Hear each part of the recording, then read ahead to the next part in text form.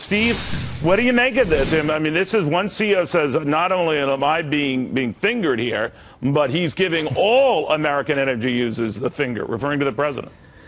Yeah, and one of the things that I liked about what Mr. Murray said is that the people get hurt most when you raise the price of electricity and raise the price of gasoline. And it's both factors. It's the EP regulations and what's going on in Iraq. That's like a tax on poor people, and it's a regressive tax at that. And so, you know, I'm not sure which factor is more important right now, what's going on in Iraq or those EPA regulations, but they are compounding each other. And then, of course, the third wallop is what you just mentioned, the fact that Washington is now, at the time when we have gas prices already rising, talking about raising the tax on gasoline. Yeah, let's bring in our all-stars now. Joe Piscoe back with us, Gary B. Smith, Kayleigh McEnany. Kayleigh, if you think about it, this is all done by executive fiat here. Yeah. This is an executive order that will effectively hike utility bills 30%. That's right, and the executive branch is perpetuating falsehoods about this. The EPA administrator has come out and said energy costs will go down by 8%. Well, let's look at the facts, Neil. The facts are, as the Wall Street Journal reported,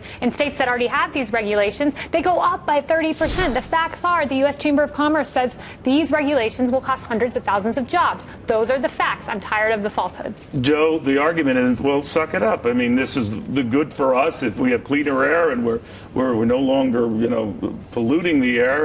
All the better. Well, I'm going to get ganged up on here. I just have a feeling. You know, when I go on the road, Mr. Cavuto, and I go driving down and there's West Virginia and I see where those old coal refineries were, and I say if there were no regulations, we would be like China. The air would be like China.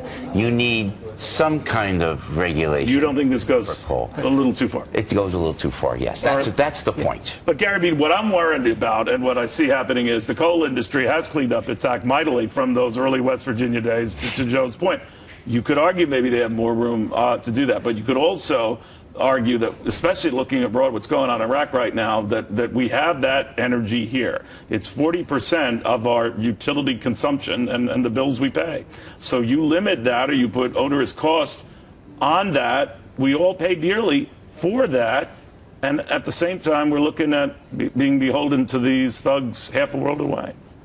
Yeah, you know, look, Joe makes a good point. There has to be a landlord, if you will, of the environment in the United States. But the fact is the EPA has been coming down way too harshly on the coal industry. And as Mr. Murray pointed out in the tape part, it's still our low-cost energy source. We could be energy independent probably just based on coal alone. And if that isn't enough, then, you know, as we talked about, we have this gas tax, which if they're just trying to replenish the highway fund, most of the gas tax goes into a giant slush fund, so even that's used inefficiently. So it just is it's a horrible energy policy that they're trying to erect here. You know, Steve, timing is everything, can I have one quick right? thing on this?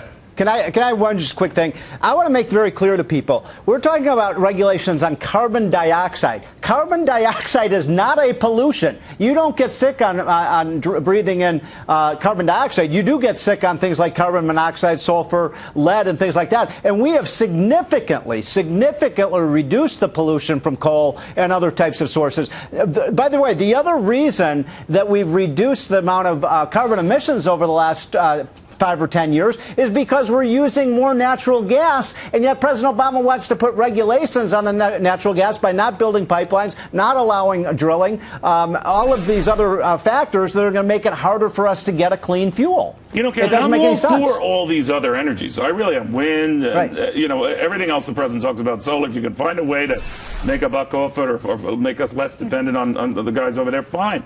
But all in to me means all in. You've got to be all in on all these. And it seems when it comes to traditional fossil fuels, this president is not all in. No, they're not all, he's not all in. And they're more expensive. They're unreliable. And to address Joe and Gary, we already have a landlord. The EPA is out there. They're regulating. Right. This is more onerous. But what the president wants to do is make the EPA even more of a landlord. To something a relation to Joe and I could understand. He wants to make EPA more like Tony Soprano. Exactly. And that's outrageous. The middle class is hurting too bad at this point. Right, Joe? I mean, we don't want a Tony Soprano. Yeah, make a mafia reference. Yeah, that's good. It's our people. Just live with it. I mean, if you're offended, join the club. So what do you think? Longer term, do you worry that this is not the time to do? Let's say, to your early environmental point, which was sound, that yes, by all means, we don't want to just destroy the air, but now is not the time, just like it wasn't the time for John Kerry to be talking about the whales and whether, we're all, not losing sight of the environment. Yeah, you're absolutely right. And don't talk about the taxing gasoline. Where do they get the nerve to talk about a gasoline tax hike? How dare you in Washington? Well, they argue that it's been 20 years. No, but you can't. No more taxes. They got to stop. They got to start creating jobs here in America. They're just giving jobs away, staying in that Beltway bubble. The audacity to talk about a gasoline tax is incomprehensible to me. And that's what you've been saying, right, Steve? Timing is everything. Yeah. Well, look, we've been living through this all my life. For 40 years, we've had these disruptions of oil and gas from the Middle East. We now have the first opportunity in any of our lifetimes, Neil, to become truly energy independent with oil, natural gas, and coal. And they say they don't want to do it. And we're not going to get energy independent with windmills and solar power. We only get 2% of our electricity from those sources. Well, it is. The deal is on, and the die has been cast. And it's up to the courts to decide whether the president can actually do what he's done. But he's doing it. Yeah. All right, guys, thank you.